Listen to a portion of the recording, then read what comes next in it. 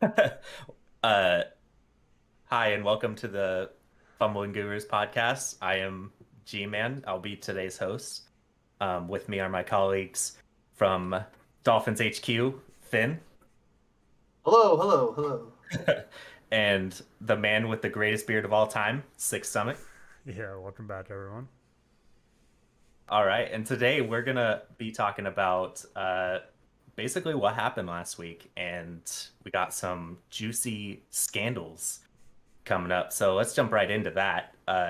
John Gruden. I'm sure everybody has heard of that name this week. It's been all over Twitter, all over the NFL. If you play Madden, I'm sure you heard the news. He's probably going to be pulled from Madden. He's got some not okay words for players and misogyny and all that stuff.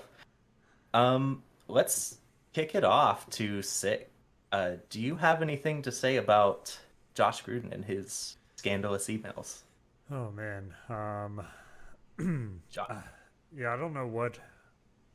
It's like they live in a different world. I feel like, I don't know, seeing like putting this stuff in writing and having it publicly, come out is terrible. Having said those things, especially in I mean, the biggest thing for me, and I think they were talking about a little, I think it was Monday Night Football, potentially after that, is like the league right now has this big push for equality and acceptance and everything. And to have this come out and behind the scenes is completely different than the image they're showcasing and trying to have the lead position as.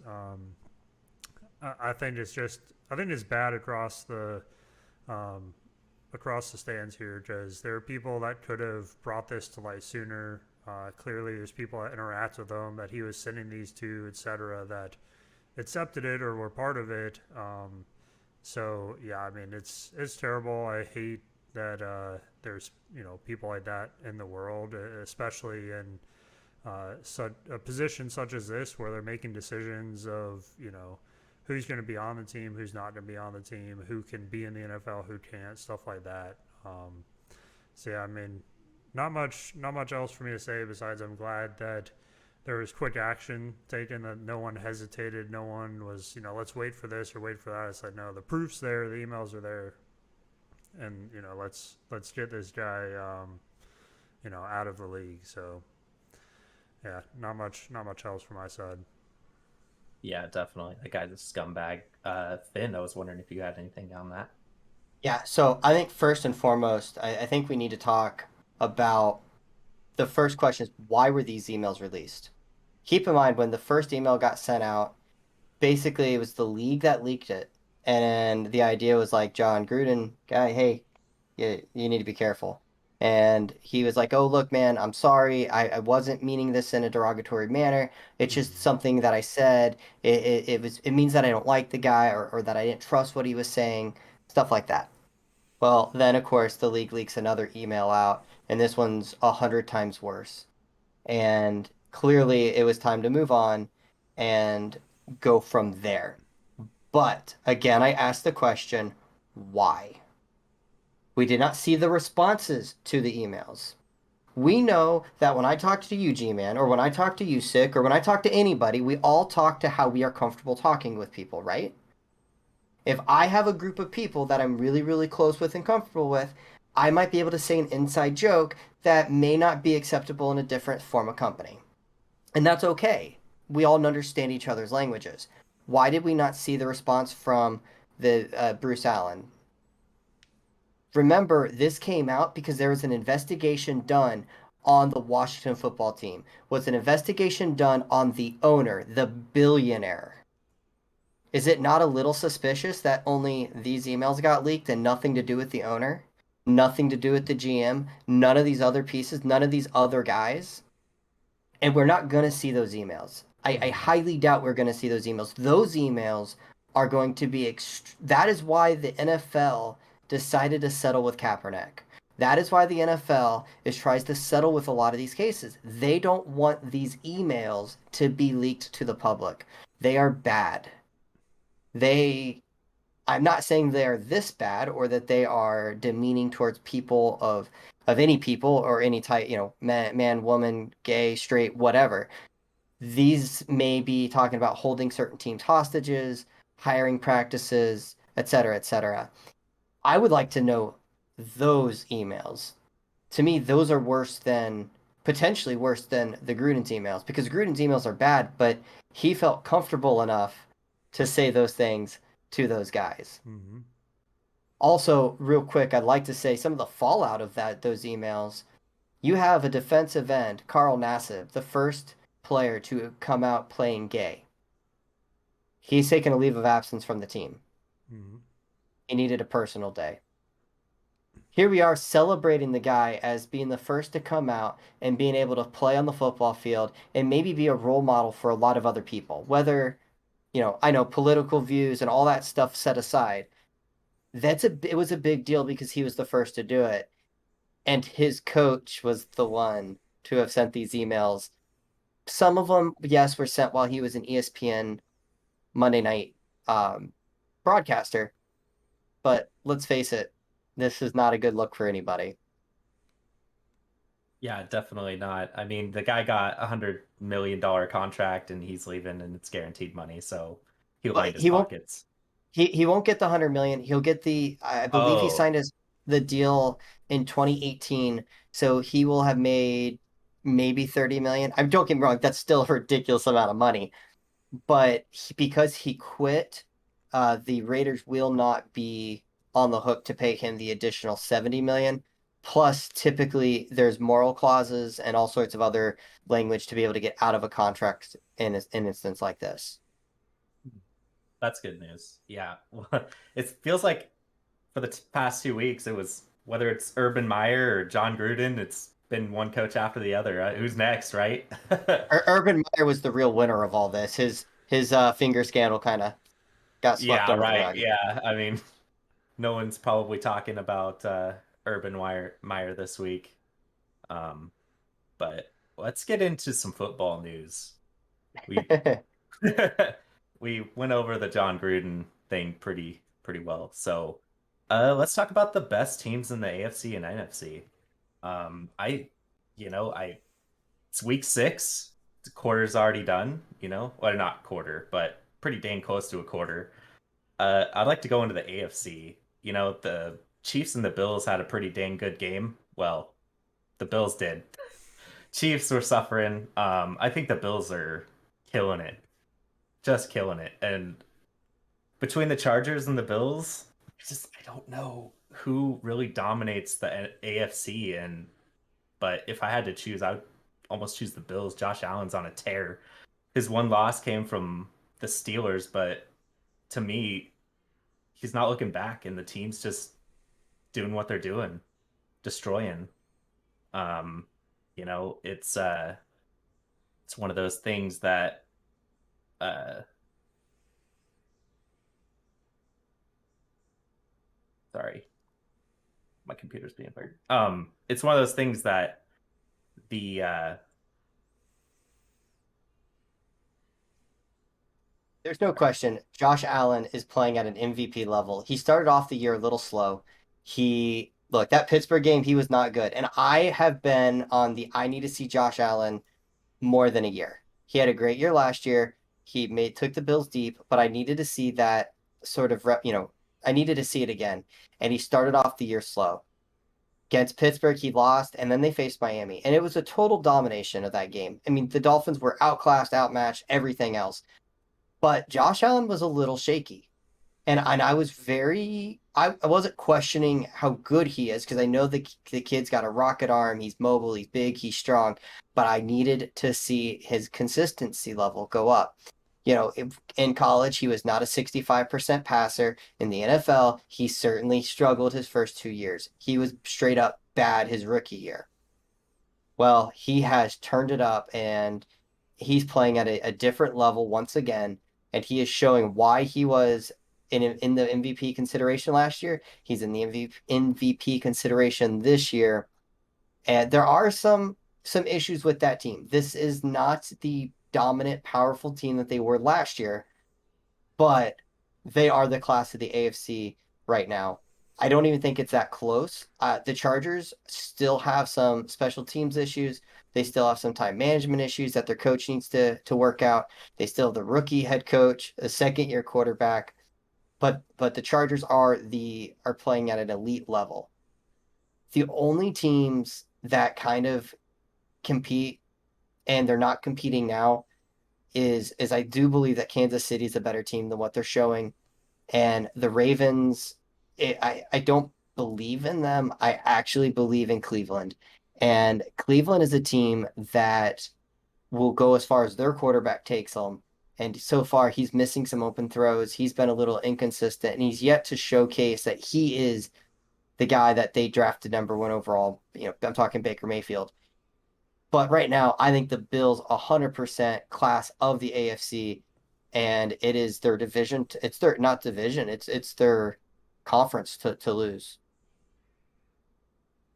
Without a doubt. Yeah, the Chargers are kind of struggling a little bit, but um, I don't know. I think you're wrong. I think the Bills take that entire AFC division.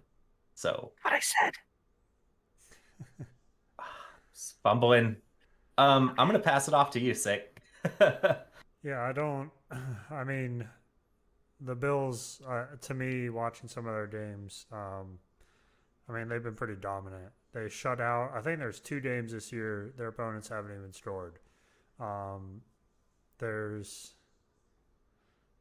no, there was 2, weren't there? The There were. It Texans was, and yeah, the Dolphins. week 2, I think.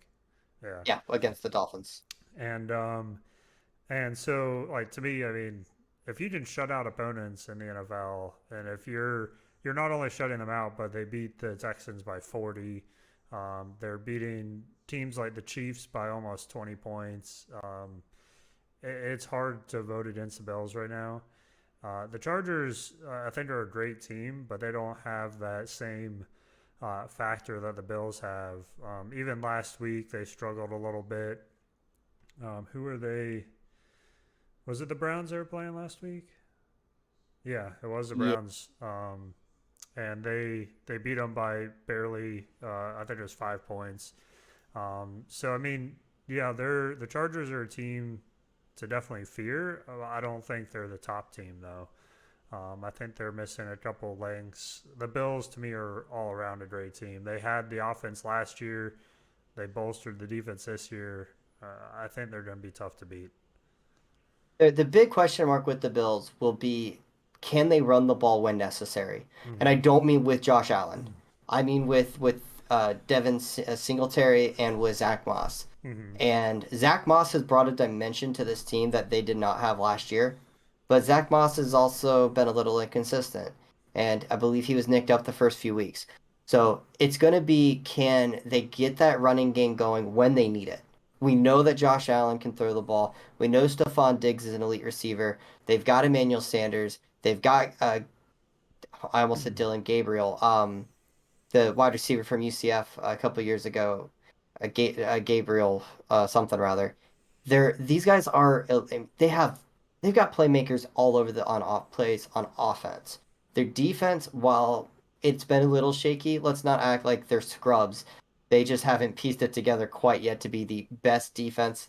But then I say that and they've shut out 2 teams, so it's not like they're scrubs here. They're you can throw on them a little bit, but also let's face it, you got to, and they're playing prevent defense. They're backing off with the line of scrimmage because they don't want quick scores because their offense is elite. So the Bills definitely, I agree, 100%. They are the team to beat in the AFC.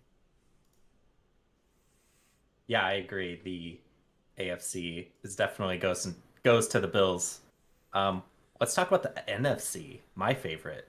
Uh, there's 2 teams that really come to mind when talking about the NFC, and that's the Cowboys and the Cardinals. Uh, the Cardinals, undefeated so far, they kind of struggled against the 49ers last week. Um, they it was I don't know what the final score, but it wasn't very high. It was a very defensive game from what I remember. It was 10 to 17. Yeah, it was 10 to 17. It was very close the entire time, but I I mean, as much as I said it before, I don't believe in the 49ers. They put on a show between those two teams, but the Cowboys have been very dominant too. And with their only loss coming to the Bucks, I think that is one of the teams to consider as well. We're pretty like we're into the season, but probably not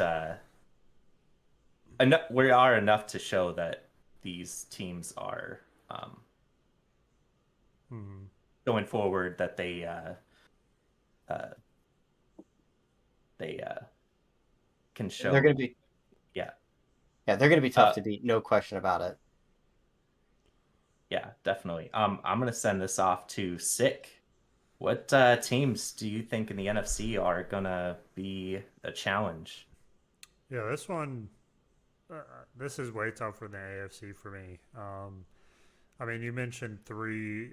You didn't even throw in there the Packers, the Bucks. I mean, there's at least 5 or 6 teams, honestly, that could be in contention for this spot. Um, Man, it's hard for me to say the Buccaneers shouldn't be in that spot. I think they've stepped it up the last couple weeks, especially Dolphins game. It wasn't great for the first 3 quarters, but they stuck it out to the fourth quarter and kind of took off from there. Um, they the only loss came to a pretty good team, and man, it's tough for me to say Buccaneers shouldn't be the first spot, but like we were saying, Cardinals are undefeated right now. They're still playing really well. I think the 49ers game showed even when they don't play well, they can still win the game.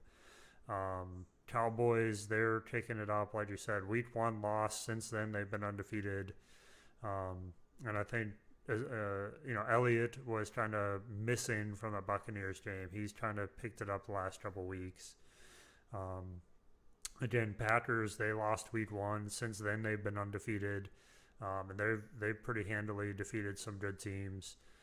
Rams are up there as well. So, man, it's tough. I still say my pick is probably between Cardinals, Packers, and Buccaneers. I think those three are the ones to me that can take it to the end of the year and have that success through the playoffs. But I don't think you can count out any of the teams you mentioned. Yeah, it's pretty close for sure. Um, Finn, what team do you think that is the best in the NFC? We've kind of hit on how much tougher and how top heavy the NFC is. I mean, you've got a handful of teams there that are just the class of the NFC. I mean, Dallas 4-1, Cardinals undefeated, Packers 4-1, Tampa Bay 4-1, the Rams 4-1. That and, we're not even talking about the Carolina teams. We're not even talking about the Saints or the Vikings. Some of these teams that can clearly upset anybody. I mean, the NFC is by far the tougher conference, and it's going to come down to which of these teams can really, rise up and kind of take care of business within their division and clean up to get that number one seed. To me, it goes back to who is the best quarterback to ever wear number 12. And that is the Green Bay Packers. I don't know how you can count them out. They were the number one seed last year. I think they'll end up as the number one seed again. Week one was a huge wake up call. It almost felt like all of the distractions finally caught up to them. That, you know, here they were. They tried to put it all behind them. Week one, it kind of was here it is, boom. And then they tightened up. They figured out what they needed to do. And Aaron Rodgers is Aaron Rodgers, and I don't bet against him. Matthew Stafford playing at a high level. Hopefully that continues. Him, Sean McVay, that is a fun offense to watch. That's a fun team to watch. As much as it pains me to say this, Brady has found a way to elevate his game to even a higher level. No, he's not the greatest to wear number 12. He's not the greatest quarterback of all time. Lucky, yes, but he is playing at such a high level this year, and as long as that ancient arm doesn't fall off, now that he's 93, something like that, the Bucks are going to be good. You can't run on them. They can throw the ball all over. I mean, you try to play man coverage, well, that doesn't work. You try to play zone, good luck. Who do you stop? You stop Mike Evans, great. They'll throw to Godwin. Oh, you stop Godwin, great. They'll throw to Antonio Brown. You stop Antonio Brown, cool. They'll throw it to Gronkowski or any of their other plethora of tight ends. And oh wait, I forgot to mention the big, heavy Leonard Fournette that can run the ball. May not catch the ball well, may not pass block well, but can straight up run the ball.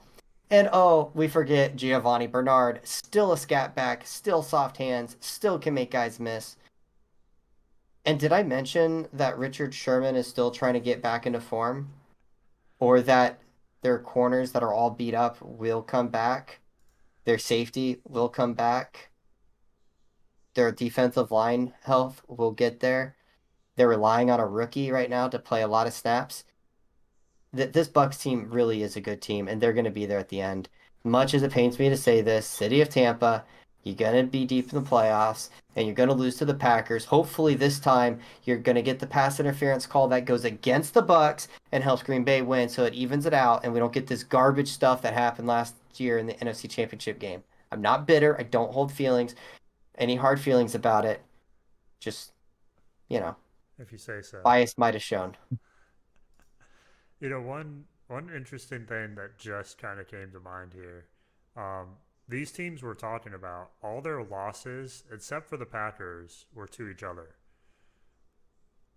I can this these it's hard to play at a high level. It's hard to play at a high level against the best teams and to come out unscathed. Mm-hmm. And you're talking about the Arizona and Rams game being a conference game. Yep. Those games add an extra layer of physicality, and like, you don't want to lose to your conference. You don't want to lose to your division. Yeah, definitely not. Well, moving on here from the best in the NFC or the best in the league to the worst in the league. The Lions and the Jacksonville Jaguars. I kind of had like hope for the Lions a couple weeks back, and I'm sure we all did, that they would pull out a win, but sadly they did not. And now we're just watching and looking at which team is going to lose first and or win first. Sorry, they're already lost enough. um, I don't know. I just looking at it, Jacksonville is facing the Dolphins this week, and I don't know. I mean, maybe that's their first win, but there's a lot Get of out of here. Hey man, I know two is back, but you know what? Maybe Jacksonville just pulls one out against Miami. You know? It's possible. And all I'm gonna say is if that happens, the coach, the GM, all the players, everybody better learn how to swim because they're not getting on that team plane. Probably not. But we'll discuss that later. Yeah, true. Well, what do you think since you spoke up there? What do you think that who wins first, Finn? Your opinion? Well, I think you have to look at quality of teams. Detroit is I wish I would have remembered to look this up, but I believe they're the first team to lose the game, two games on 50 plus yard field goals and within the last seconds in a single season, and it's early. I mean, they lost the record for setting field goal thanks to one of the best kickers of all time, if not the best kicker of all time in Baltimore. And then last week they lose the heartbreaker where the coach goes up to the podium and starts crying. This team plays hard, they fight hard. I bet against them week in and week out, and they continuously make liars out of me. Either they get destroyed or they win close, but whatever. They continuously attempt and try. Jacksonville is just bad. You realize they've lost 20 straight games? Their last win came in week 1 in the 2020 season. Mm-hmm. That is 20 straight losses. Looking at schedules, there's no question Jacksonville has the easier schedule. They face Miami. They face the Seattle Seahawks without Russell Wilson. Then they face the piece of cake Buffalo Bills, but then they do face the Colts who are terrible. Then the 49ers and then the Falcons. There's some winnable games in there. but they're winnable for decent teams. They're winnable for not good teams. I don't know if they're winnable for these teams. That this is a really, really, really bad team. They've got a bad coach who can't keep the finger out of things. They've got receivers who are talented but are still young, and a defense that's not very good. A rookie quarterback that's throwing a lot of picks. I don't know what game is winnable for the Lions. The Bengals, Rams. Honestly, there's a game in there, the Eagles, that I think is probably their most winnable game over the next few. My bet though is that Detroit Lions find a way to win a game. I'm not sure Jacksonville wins a game at all this year. Wow, really? At all? Where where's the winnable game? I mean, Jets? 20 Do you straight. think that 20 straight losses. slow down? Do you think they beat the Jets? I I think the Jets are a better coach team. Yeah. I think the Yeah. I Jets mean, have the Jets are they don't have a lot of talent, but they have some pieces. Outside of Trevor Lawrence, and he's a rookie, who do they have? Who do they have? They have an undrafted free agent running back in James Robinson. They've got some decent receivers and Chark and Lavashka. Chenault. Snow. Yep. They've got who like leads the league in missed tackles or something like that.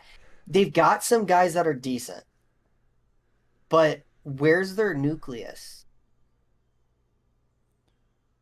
Yeah, and I think, I mean, concerns too. Like I was looking at DJ Chark was out last week, I believe, with a ankle injury, and Chenault is the, you know, in my opinion, probably the second wide receiver on that team. The guy who would step into that role with DJ Chark out. He was targeted something like 3 or 4 times throughout that game. So it's like there's a disconnect not just with the players, but with the coaches and the plays called and the checkdowns and there's something else going on with Jacksonville, not just bad playing. Um, but yeah, I mean, this is tough to take a look at. I think week 8 is going to be the defining week for these two teams. We already kind of mentioned it. I think Jacksonville, they're at the Seahawks, but they have no Russell Wilson.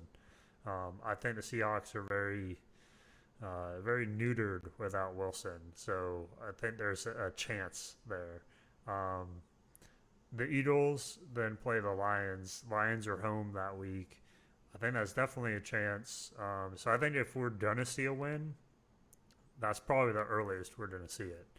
I think that's the best chance, and not to mention Jacksonville has a bye right before that week, so they have that chance to refresh, to take a look at what they're doing, maybe get some injuries healed up for that week, get people that are 100% versus 90 or 85.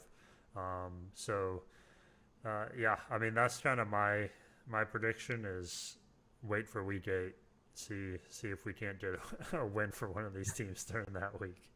yeah. Well, I hopefully not both of them. I I honestly think you're right. I think week 8 may be the best chance at either one of these teams walking away with the win.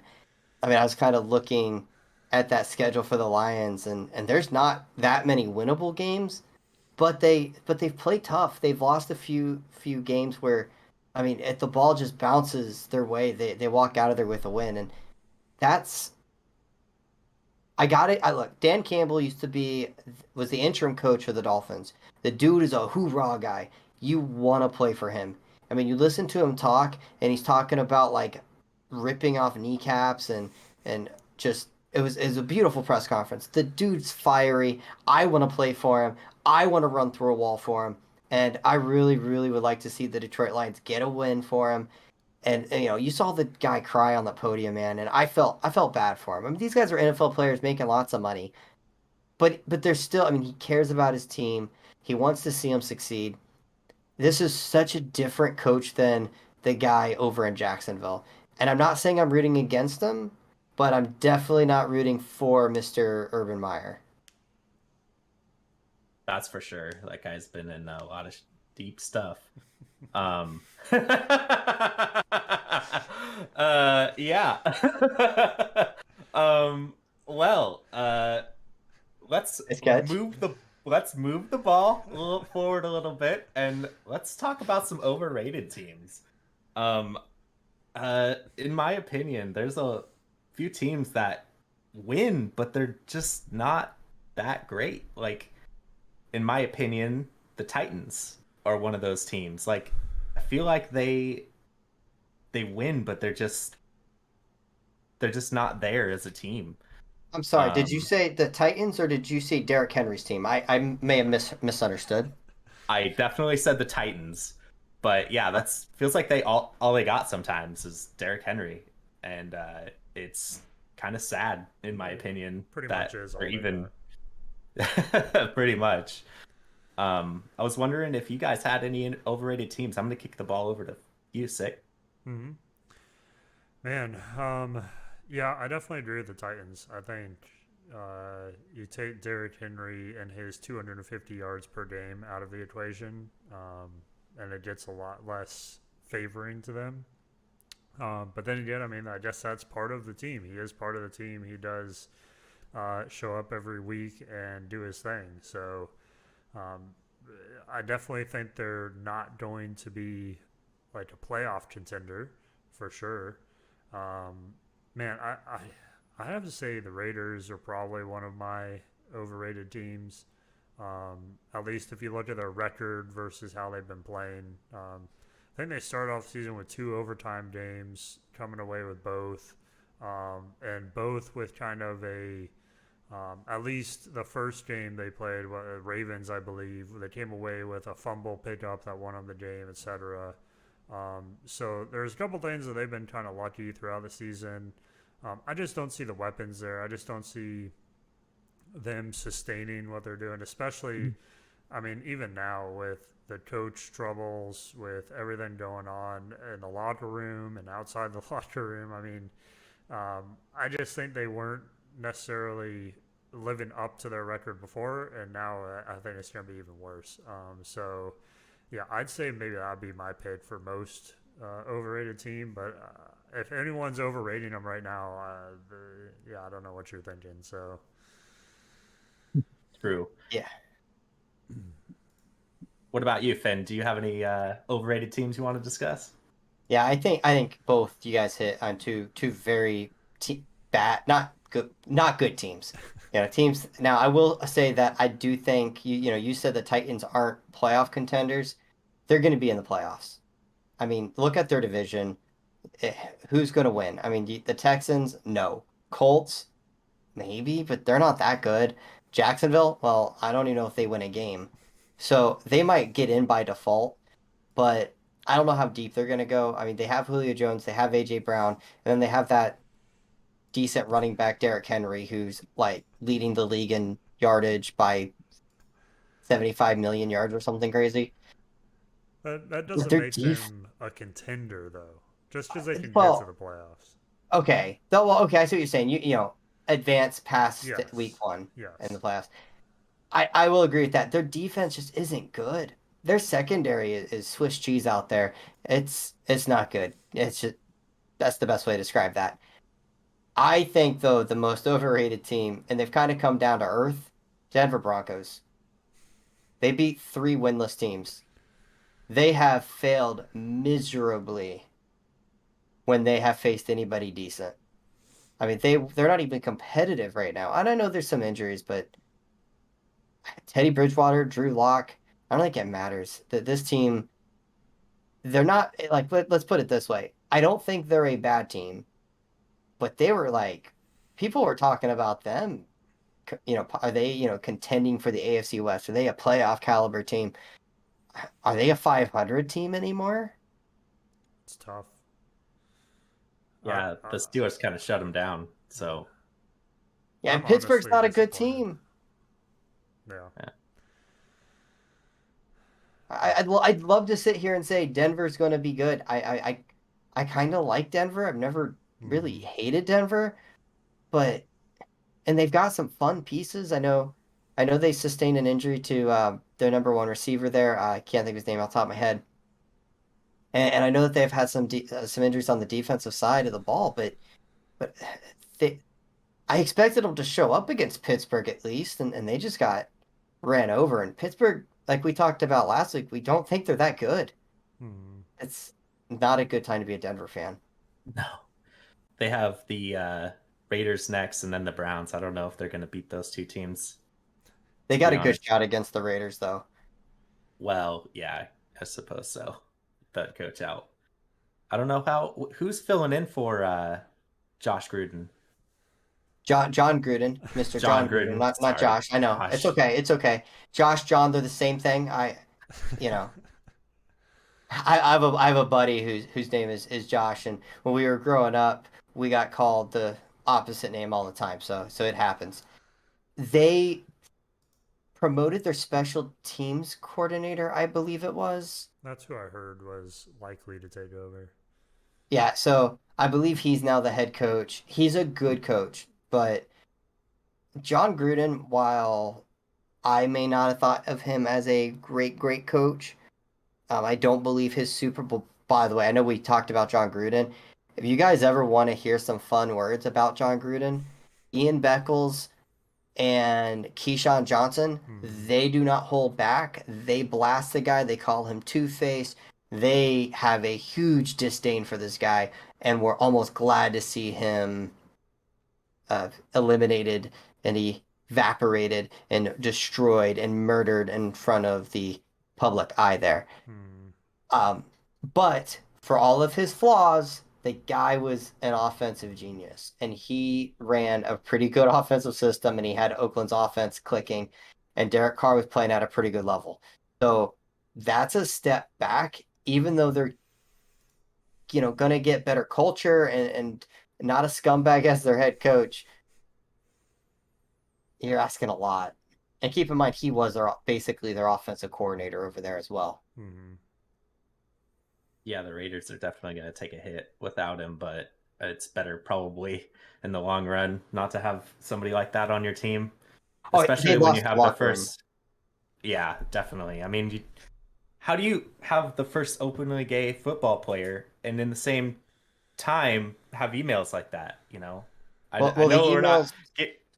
Oh, what? Keep in mind the emails were 7 years ago. Well, the first email was 7 years ago while he was a broadcast in the broadcast booth. Hmm. Then there were some other emails within the last 7 years. So don't get me wrong; these weren't emails that were just sent yesterday, although some of them might have been. But these were probably before Carl Nassib. That doesn't change his views. That doesn't change anything. But that little side note, those emails weren't sent while he was working for the NFL. At least some of them weren't. I don't know the extent. There was like 650,000 emails they were sorting through. It was a lot. Not all from John Gruden. Keep all emails. Oh, gotcha, All emails. That's why I gotcha. said earlier, I want to see those emails because there's a lot more dirt in those emails. I do believe. Yeah, they're probably coming. But going back to But it, Raiders mess. yeah, Raiders are a mess. Titans are a mess. Broncos are a mess. That is for sure. Um, well, teams that are overrated, teams that suck. The only one that's undefeated is the Cardinals. Who's going to beat them? I mean, I have a couple teams on my list that might give them a challenge. In week 8, they do face the Packers, and in week 14, they do face the Rams. Those two teams are pretty dang good. I mean, the Rams did knock off the defending champions, so you know, um, there's definitely some challenge there. I don't think that they're going to have an undefeated season, but they are definitely good. Um, I was wondering if you guys had anything to say about the undefeated team, the Cardinals. I'm going to kick this off to you, Sick. Yeah. Man, it's tough. I don't. They have a couple games coming up that I think are going to be a challenge. Um, I think this week Browns is going to be an interesting game for them. The Browns are definitely not a pushover. I think Finn was talking about them earlier. They're I think they're maybe one of the underrated teams of the league. I don't hear much about them. Not that I go looking for articles for them, but they seem to kind of be on the back burner, at least for myself, with teams that I'm aware of and keeping track of. So I think the Browns could surprise and come out and get a win. They also play the Packers pretty soon, but they're playing at home, which is always, advantageous. They did a rematch for the 49ers. That game didn't go quite well. This time they'll be at the 49ers. So I think there's definitely, I don't think they're going to last, much longer before the first loss. They definitely, I think what also doesn't help is their bye week's pretty late in the season. So they're not going to get a break for anytime soon. So yeah, I think before the bye week, I think they're going to have two to three losses before the bye week, especially the Browns, the Packers, the Panthers. Unfortunately, probably the Seahawks without Russell Wilson. But it's some tough games coming up. So I think the Cardinals. It's a fun story to follow. It's not a team that we really thought was going to be in this position heading into the season. So I'm kind of rooting for them to keep going. But yeah, I think it's probably that we keep talking about kind of week 8. I think that's where we're going to start seeing some of these wins and losses for the teams that haven't seen them yet. True. Keep in mind though that as hectic as last year was, the Steelers were 0-9. So, you know, it's definitely unpredictable. Finn, do you have anything that you want to add about this I think undefeated? I think there's a very good chance that the 1972 Miami Dolphins can go ahead and pop that champagne bottle and celebrate being the only undefeated team to ever step on a football field and win a Super Bowl in the same year, because I don't think they get past the Browns. I'm not putting money Wow, on the it. Browns. I'm not saying that I think this is 100% certainty. It's not one of my picks. But look at that team. They are physical, they are fast, they are strong, they are a good defensive team. Arizona has, okay, they beat the Titans week 1. Week 1, a lot of teams kind of came unprepared, and we saw that. We talked about the Titans. They're not a great team, but Derrick Henry really steamrolls guys. They played the Vikings. They barely beat the Vikings. They played the Jaguars. That game was close going into the midway through the third quarter when things started to unravel. Keep in mind, Jacksonville also scored on the longest, tied for the longest play in NFL history. Then they beat the Cardinals, or the Rams. Very, they beat them 37-20. Great game. Good job. You made a statement game. And then they turn around and barely get by the 49ers. This is a team that is young. Look, they got a great quarterback. They're fun to watch. Cliff Kingsbury, I don't trust as a head coach, but they're a fun team. Their offense gets going because Kyler Murray is a great player. Is that enough to beat the Browns? If they do somehow get past the Browns, I would not be shocked at all to see them lose to the Texans. And the reason for it is they're going to play a very physical game next week. The Browns will run the ball down your throat. They, even when they throw the ball, they want to line up and hit you on screens and hitches and everything else. They are kind of a finesse team. I mean, do you see Arizona lining up and getting dirty and just beating up on guys physically? Or are they skating around and using Kyler Murray's speed and DeAndre Hopkins' jumping ability and all that stuff to create points? I think when it gets down to it, I think the Browns are the type of team that can beat them, and if they don't beat them, they'll beat them up pretty good, and then they have to turn around and face the Texans while trying not to overlook the Texans because the Packers are next on the schedule. So I think the 72 Dolphins get to celebrate within the next 2 weeks. I would not be shocked at all to see them lose to the Browns. Yeah. Well, I don't think that they're going to go undefeated for the entire season. I think they're losing to the Packers. I really do. I don't think they get past the Packers, but the Texans, I don't think they're going to overlook the Texans. I think the Texans are kind of like a steamrolled team. You just kind of play them and beat them. like Like once you play them, you just kind of set it and forget it. Like, I sorry. they've taken a few teams to the wire. So I thought the Texans were the worst team in football. I thought they were gonna be bad, bad, bad. They've they've shocked me. They've played a lot better than I ever would have given them credit for. I mean, they're not a great team. Laramie Tunsil, I just saw, is out for like 4 to 6 weeks. That's a huge blow to the offensive line. But I'm telling you, man, this but don't overlook the Texans. I know Arizona is a better team, but I can easily see them looking ahead, saying we need to beat the Packers and kind of forget about the Texans. Could be. Could be. Well, let's uh let's hope they don't lose to the Browns. So um well, kind of moving on here. We have last week's picks. I'm gonna start with myself. The Ravens and the Colts were my pick of the week. Pretty sure my lock of the week. Sorry. Um, and they didn't do very well at all. I don't know if you guys saw that game, but they did not do well at all. And it was basically Lamar Jackson at the end just carrying the team like he has for the past 4 games. So, Carson Wentz played okay from what I saw. They, if you were to ask me third quarter if the Ravens were going to win, I would say no chance. But yeah, I don't know what went wrong with them, but Lamar Jackson somehow took it into overtime and got the W. So yeah. Do you have anything to did you guys watch that game at all? Yeah, Sick. I watched a little bit of it. Man, I can't believe the Colts let them come back. I mean, I think I missed the fourth quarter, and at that point, I thought the Colts pretty much had it. They really couldn't be stopped on offense. There were a couple times. I think there was at least one drive where the Colts went down into the red zone and then fumbled it.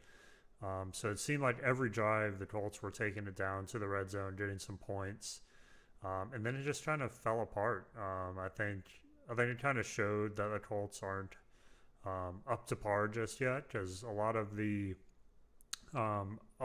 what allowed them back in the game were things that the Colts were allowing. They were missing tackles. They weren't, you know, covering the correct people. There's just some mismatches there that's like, what you guys are, they're basically giving the game away. They're not, it's not necessarily the Ravens rolling over them. It's more so the Colts just weren't defending the points they had.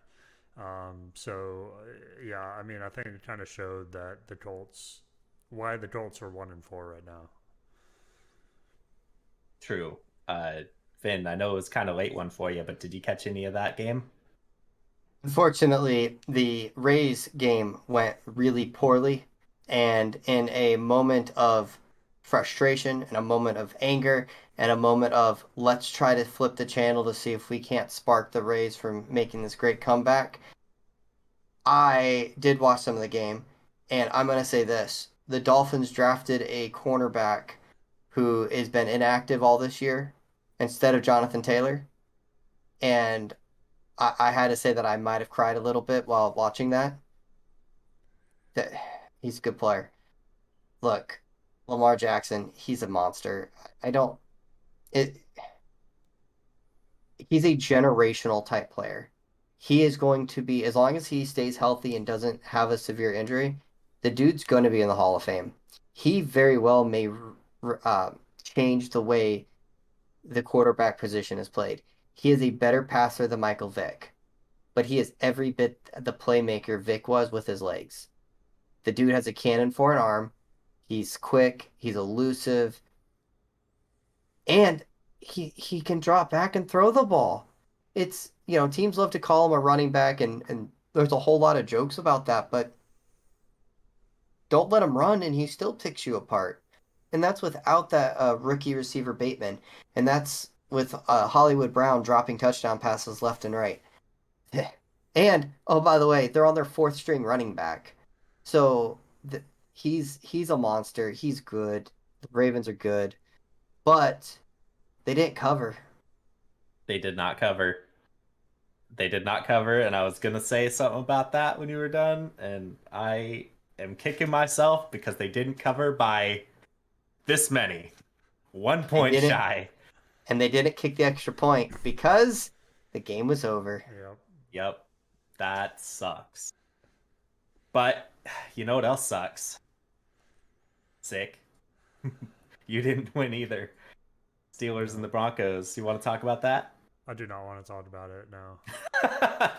I really was rooting for the Broncos to continue what they were doing, to have, success. It was my mistake. I mean, watching that game, I don't. I was thinking it was kind of like we keep saying they've only won against undefeated teams. It's like, no, they got this. It's not going to be a problem. And yeah, the first real team they run into, and it's just like, wow. Yeah, so I'm disappointed more so in myself for picking them, but yeah, I expected a little bit better out of that game for sure. Yeah, I think I called crazy for picking the Broncos as your lock of the week, but Finn, did you happen to catch that one? Oh. No. No, I didn't. I'm gonna be honest with you. I scoreboard looked on that one. I saw that Teddy Bridgewater did not play the best of games. Steelers had their number. Steelers looked good. They managed to hit a 75-yard touchdown pass to the wide receiver that Mr. Six Stomach had in his fantasy team against True. me. I'm not saying that I was watching like an 18-point play against me, but Broncos I already talked about. They're overrated. They're not that good. Sorry, Denver fans. Go after Six Stomach. It's his fault. Hey, I picked them. I'm on their side. I'm Oh, just my as bad. disappointed. Yeah, Yeah, go after me, you. it's fine. Yeah, you can tell me about it at on my Twitch channel while I stream. And moving on to Mr. Finn over here. Vikings over I Detroit. told you Vikings over with Detroit. 100% certainty that the Detroit Lions are the hardest team to pick on a weekly basis because they show up against the good teams, and then the teams we all picked them to beat, the game that we said they were going to finally get their win, they were going to beat the Chicago Bears, they got demolished. So what do? They keep it close. They lose on a field goal in the last second. The Vikings get the win. It was sad. I'm like, you can't even lose correctly. Like, give me a win, please. No. Next, let's move on. I don't want to talk about it anymore. Well, I mean, you did bet on the Lions, and what do we always say? Well, it gets even worse than There's that two because teams there you don't are bet on. Yeah, two teams you don't bet on. It. And what did I do? I picked the Jets over Atlanta. I said, you know what, guys? This is the week. The Jets had a great week last week. They're going to do it again. Let's go. Atlanta's terrible. They weren't. Atlanta is terrible. They are. But the Jets are. Atlanta's terrible. But they're not Atlanta's Jets level terrible. But they're both terrible. It was just a fluke. Maybe blame London. I don't know. Are you saying that the Jets didn't take off? At the end there. Jets didn't take off? I still need to make that timeout button for Finn. Yeah, timeout. You shouldn't make it so like it bars them out. It's got like a dunce cap on. Well, I mean, Finn already kind of kicked it over to our upsets of the week. We won. Sick. We did. Bills over Chiefs. God, it's like we were talking that game up, and it feels like the Bills just kind of ran right over them. Yeah, it does feel good to get one right for a change. So yeah. What does that feel like? Those pesky spreads. The Bills, as we kind of talked about, I mean, the Bills, I was looking at the final stat line. I was unable to watch that game. I really wanted to, just didn't work out. And I'm still amazed. At one point, like Josh Allen had only completed 8 passes, but it was for like 7,000 yards. It's like, what is going on? They completed like a 60-yard bomb, a 70-yard bomb, and like a 45-yard bomb. Like what was going on in that game? Josh Allen had like 60 yards rushing. I mean, it was the Josh Allen versus the Kansas City Chiefs, and the Chiefs had no answer. Yeah. I think they kind of flipped the script because, like, Kansas City, when I was watching the game, they were forcing Kansas City to kind of march down the field and get these short plays. And then, like you're saying, it was the opposite. The Bills were kind of playing the Chiefs' offense where it's like, we're just going to throw bombs to our players the whole game. And I think that threw off Kansas City because it was like you could kind of tell Kansas City was getting frustrated with, Kelsey was, they're very physical with Kelsey on the line.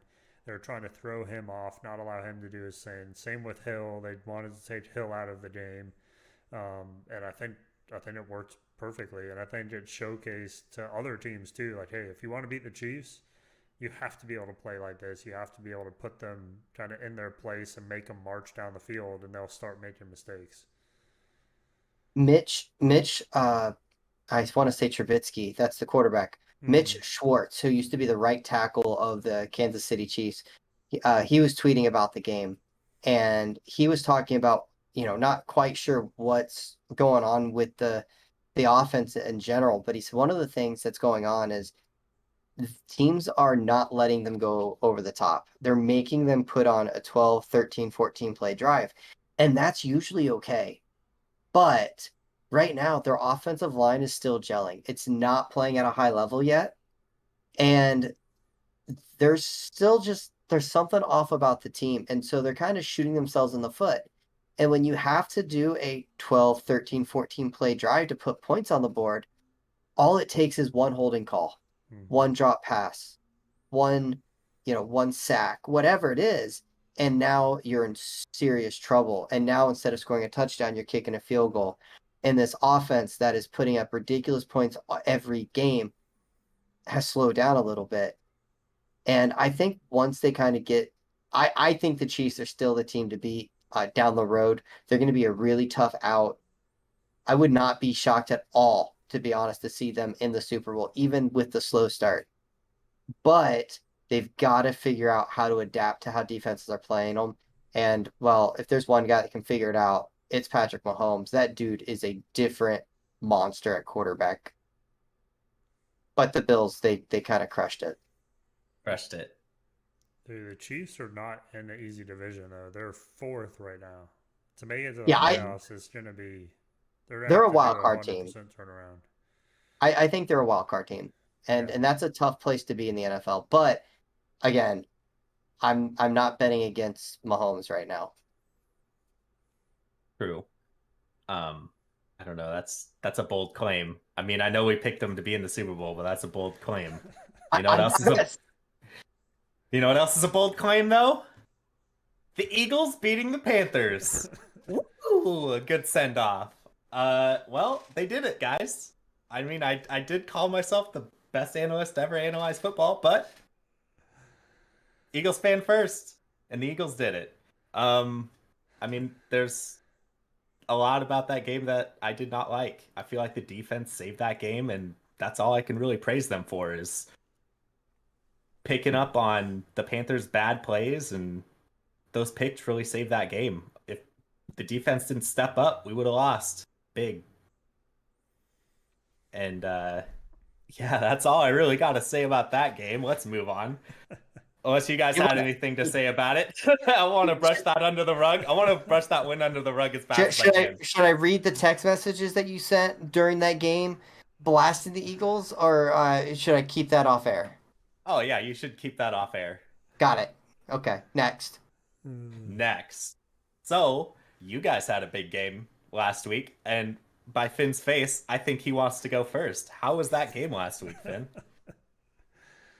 It went better than I expected for the first 2 minutes of the game. The Dolphins get the ball. They throw, throw, throw, throw, throw, throw, throw. They look good on offense. They're finally spacing things out. And then they get into the red zone and they say, you know what's going to work? We're going to run the ball against a team that let -1 yards rushing last week. And they kick a field goal. Then the Bucks offense says, okay, let's go down the field and score in like 2.5 plays, and boom, 7-3. And then the Dolphins took the lead. They briefly took the lead. And I said, huh, how about that? And then we can end right there because the rest of the game went like this. Tom Brady drops back. He throws the ball deep. He has a wide open receiver, and it's a touchdown. And Brady drops back. He throws it deep, and it's a wide open touchdown. What And then what about number does 12, Brady wear again? 5. He's not the greatest quarterback to ever wear number 12, that's for sure. Oof. All right. So, so then, so then it's about 12 minutes in the fourth quarter. I've thrown a hat. I've yelled at the TV a little bit. I might have wondered how in the world they didn't call offensive pass interference, even though it would not have changed the game whatsoever. I just wanted to see one call go against the Bucks for just one. I mean, the Dolphins were so beat up at that point. And I left to go watch the Rays game, which, as I told you, think I said was bad. They lost, and it was just a very depressing weekend. But, but, I got the points right. Miami lost correctly. Give me that point. My one on the week. I was There you close. go. Yeah, I put it that they would be within the spread. Of course, it did not happen.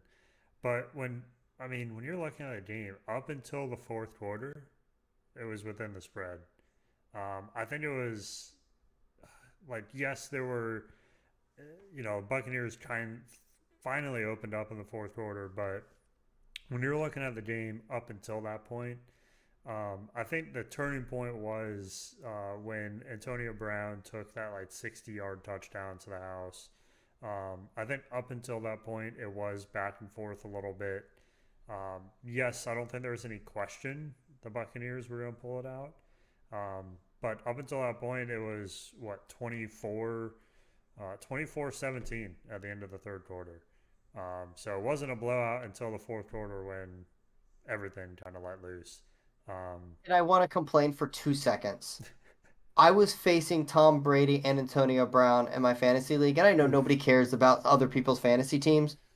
It was 90 something points against me. So Hmm. not just that I have to witness my favorite team getting crushed, but they also crushed my fantasy dreams. Like I could catch no breaks this weekend. I was ready to move on to the next week because they can't get any worse. Fair enough. Yeah, Yeah, well, there's not much else. I think the Buccaneers played the game they needed to play. Um, I like the direction they're going. I think they're starting to mesh pretty well. Like Finn said, Sherman's starting to kind of get a groove a little bit, starting to get his feet back and getting, conditioned for games. So, yeah, I'm excited about, Buccaneers moving forward. Of course, the end result, 45-17, I think blows it out a little more than the game actually was, but it's still what the scoreline ended up. I also did walk away from that game questioning the Buck secondary still. Mm-hmm. I mean, the Dolphins have a not very good offense.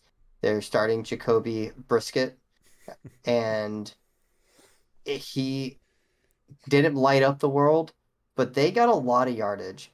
And Miles Gaskin, the running back for the Dolphins, had like 10 catches and a bunch of yards, a wide open touchdown. Mm-hmm. That secondary is suspect. Yeah. And they're going to really need to get those pieces back and to get them figured out because, yeah, you can get away with that against Miami, but against the Rams, you already saw how that one went down. You do that against the Packers, good luck. I mean, you're not stopping Devontae Adams. Yeah, I definitely agree. I think that's we mentioned it last week. Pretty much the worst, if not the worst, passing defense in the league, but the best rushing defense. And I think it's shown in these games. Like you're saying, this isn't necessarily a top tier. And even Brisket got injured in, I think, third quarter. Yeah, he Um, pulled his quad in the yeah, late he second he couldn't even drop or back hamstring. correctly, and he was still making passes and somewhat keeping it close. So I mean, yeah, it does not bode well if this defense continues playing the way they are. Yeah, definitely. Looks like Finn had a bad week, but it's off to the races. It's a new week, new picks. I think we should start with the lock of the week, and I will go first. I think Bills beat the Titans. Titans were my overrated team, and Bills killing it. And I don't think that there's any excuse why the Bills don't demolish the Titans. What's the spread on that game? 6 -6. Yeah, pretty solid, right? Do you guys disagree? There were two games this week that I was picking between. The Bills was one of them against the Titans, and the other was the Packers. They're playing the Bears, and they're 4.5 point spread. So those were my two locks I was deciding between. I ended up picking the Bills as well. I think the Bills have no problem with the Titans. I think, to me at least, Packers were going to the Bears. That's always, to me at least, a rivalry game, so there's going to be a little bit more behind it. So it's tough for me to kind of pick that game, even though I think the Packers, shouldn't have a problem. But Bills against Titans, as long as they can keep Derrick Henry at bay, I know that's going to be tough. But they did pretty well last week against the rush, especially against a team like Kansas City that has both rushing and passing weapons. So I think if they can deal with them, I think they can deal with the Titans. And yeah, I think the 6 point spread's no problem for them this week. Heck yeah. You got any thoughts on that, Finn? Yeah, I apparently need to pay more attention because I was looking at that game. I was like, yeah, that probably would have been a smart game to pick. That's not what's on my sheet of paper though. What I've got is I went with the worst, maybe one of the worst teams in football, losing by 10.5 points, which I just looked at the latest bracket. I should have said 9.5 points to the Rams. I think the Rams beat the Giants by more than 10 points. And I think it's the Giants. I mean, their best player got ejected last week for throwing punches. Saquon Barkley, if you didn't see his ankle injury, don't. It was bad. It was real bad. It was nasty. Their star receiver there that they spent big money on, that was the Detroit's receiver Galladay. He's hurt. I believe he's on IR. Giants ain't gonna score any points. Yeah, they have their entire receiving cores on IR. Slayton, I believe, is out.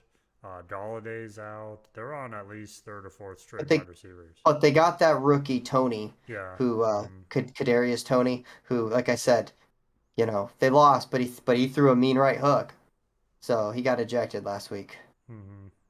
Yeah, and Booker he's not a slouch either. He's coming in to replace Barkley, so I mean, they still have the quarterback as well, so I think they have some weapons, but yeah, not against the Rams. It's not gonna be pretty. And the Rams need to get back on track, so why not just put up 40, 50 against them? It's a solid. I'm not saying they're going to do it. I'm saying they could. Why not? Let's do it. Do it. Moving on to upsets. I have this week it's kind of controversial. I know the Ravens don't lose a lot, but I actually picked the Chargers to beat the Ravens. And oh boy. I don't know why. I don't know why. I can't put my finger on it, but I have a weird feeling, Justin Herbert's a pretty mean dude, but yeah, no, I don't know why. Do you guys have any issue with that? I looked at that game. I almost picked that game. I did not. I'm glad, because we would have had the same picks this week. But I agree. I think that's an interesting game, and I think the Chargers have potential. But Finn, I want to hear what this reaction is. I have bad news for you, G-Man. I have horrible news for you. This is, you might as well lock it in that the Ravens win by a lot. And here's why. I, too, had picked the Chargers to upset the Ravens. And I'm not mad that he picked them. When you looked at the teams, I really struggled this week to find that upset that I really could trust or thought that they had a legit shot at it. Hmm. And Justin Herbert's playing at a high level, and Keenan Allen's going to get it going. Mike Williams is a monster this year. They're a really good team, and I know that Lamar Jackson is a superstar, but is Lamar Jackson enough? I don't know the answer to that. We're gonna find out, but I really like the Chargers' chances, except for the fact that I picked them, which has been horrible all year. So good luck.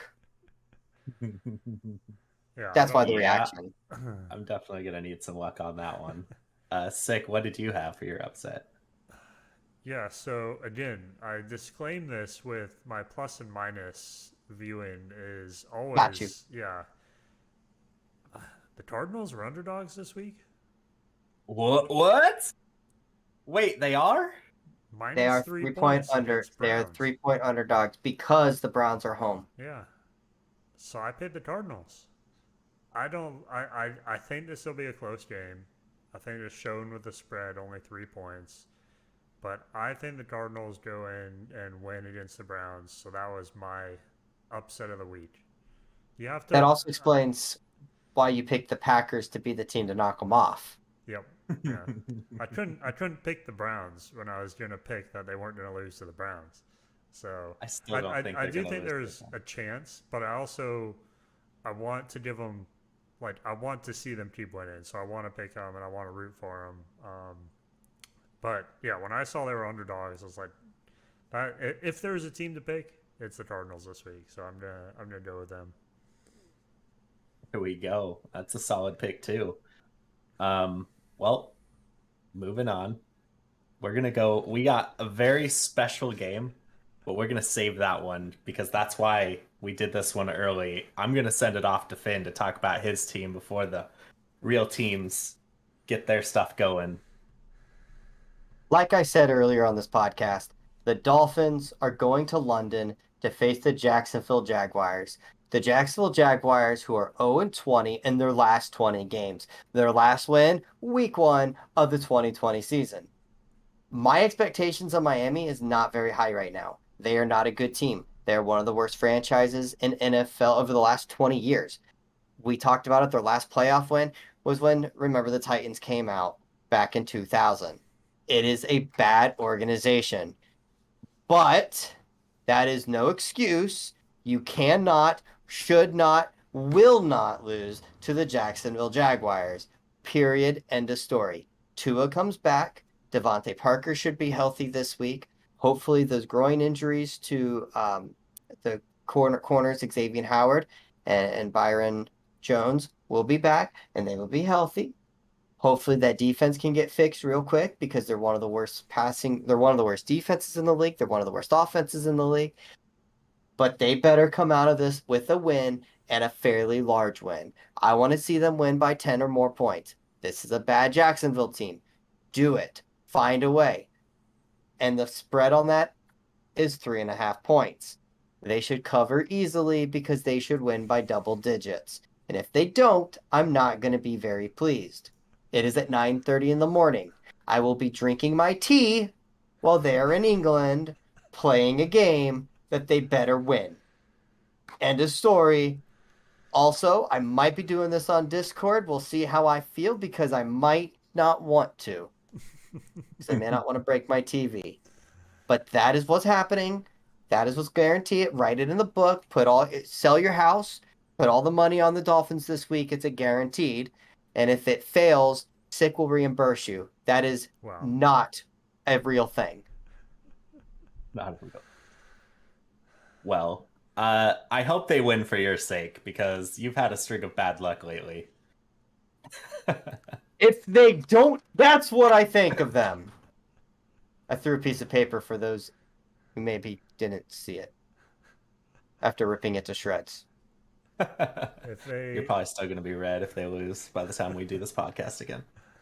if they lose, we'll have a segment dedicated to when will the Dolphins get their next win next week.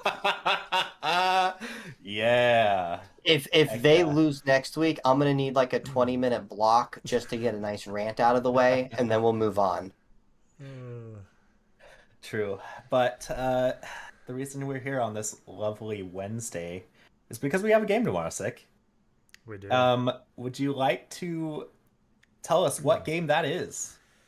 Yeah, I'll go into a little bit from my side first, and we can go maybe back and forth a little bit. Man, so Thursday night football this week is my Buccaneers against G-Man's Eagles. So this will be definitely an interesting game. I think, man, watching them against the Dolphins last week, the Eagles can tear us apart on the defensive side. So that's what's concerning to me. I think that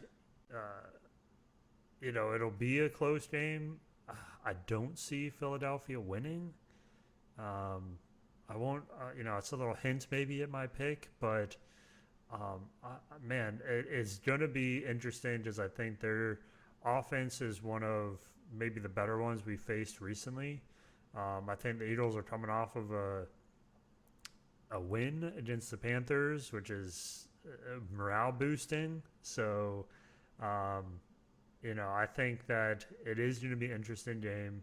I don't think it's going to be as as easy as the Dolphins last week. So, yeah, I'm concerned. I'm definitely concerned for a loss this week. Not even just covering the spread there.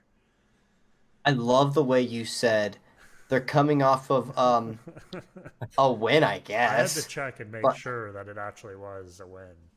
Yeah. so beautifully written though, because there were several moments within that game that G-Man might have sent a message saying how frustrated he was and how this was such a bad loss and how he was angry. And yet, It's amazing what the scoreboard can do, man. Right. Well, a couple picks later, and then I was a very happy Eagles fan. But you know what? All I gotta say is fly, Eagles, fly, because I picked them to beat Tampa Bay tomorrow. 7 point Uh, spread. I I can't. think we please, could do it. I think we could do it. please, Listen. I got to Anything's put a possible. disclaimer. Okay.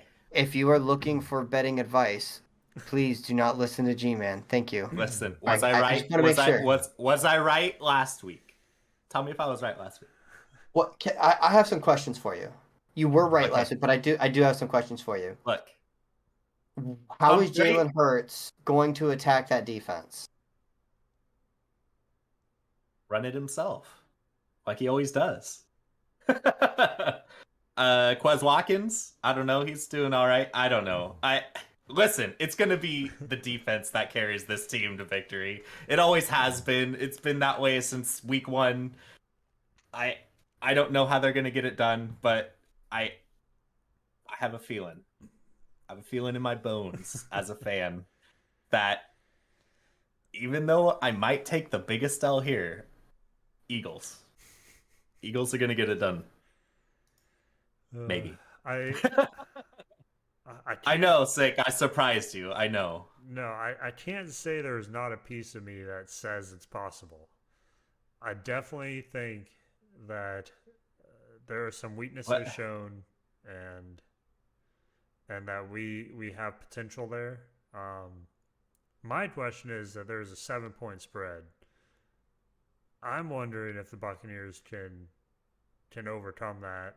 If I have concerns they can even win, do I think they can win by more than 7? My pick for the week, I'm going to go against my gut last week, against what caused me problems, didn't get me a point. I think the Buccaneers will cover. I think they will win by more than 7. Um, but I think it'll be potentially similar, where there's going to be kind of a blowout quarter, a blowout stretch of the game where the Buccaneers just kind of outlast the Eagles. They just have too many weapons, too many things that they can reach into the tool belt for, and eventually they'll figure out the Eagles and start scoring those points. But I think it'll be a good game. I think it'll be a good game too, but one thing that I didn't realize is it's Brady.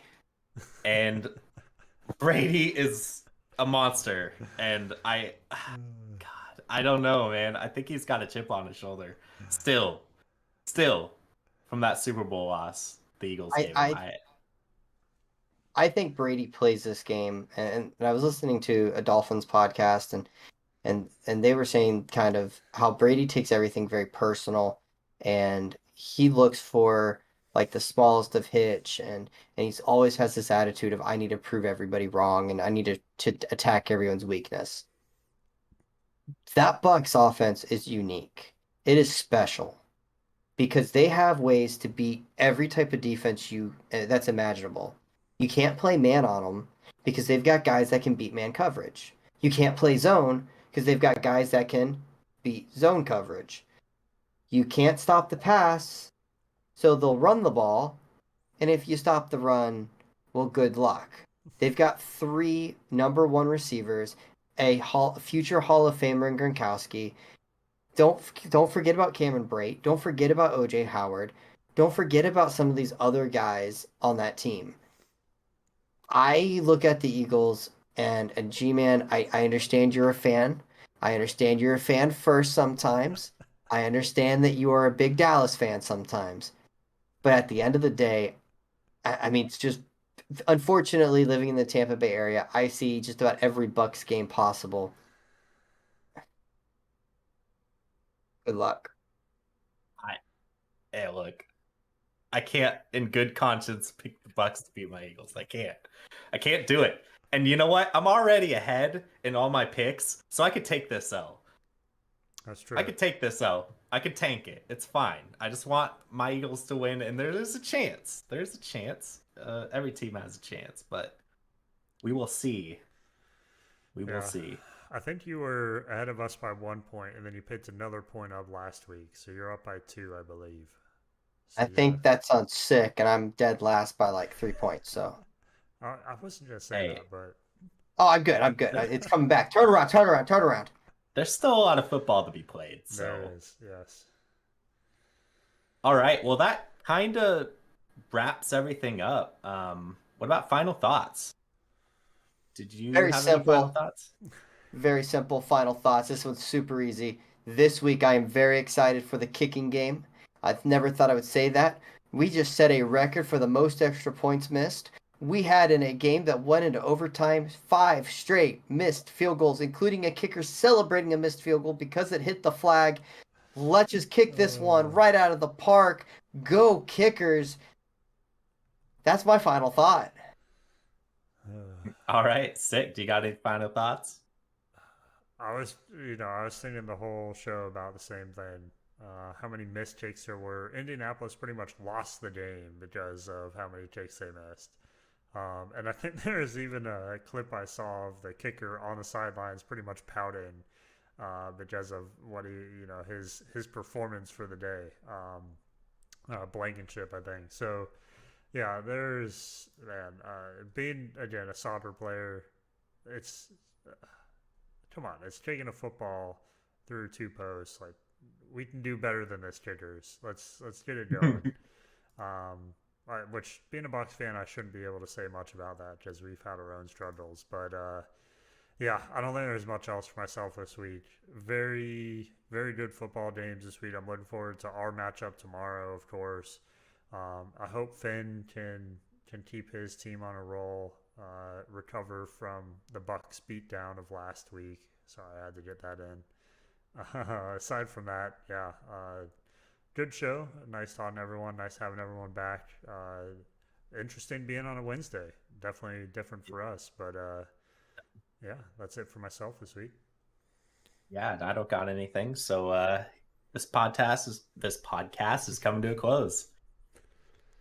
It was not brought to you by anything. Yeah, no, we're not sponsored. Not yet. Hey, anybody wanting to sponsor us, just know we're not sponsored yet. Yeah, feel free to reach out to us any method you can find. At We won't the, fumble or, it. you know, Gmail, thefumblingurus@gmail.com. Hit us up. All right. See you, everyone. Bye, guys. Bye.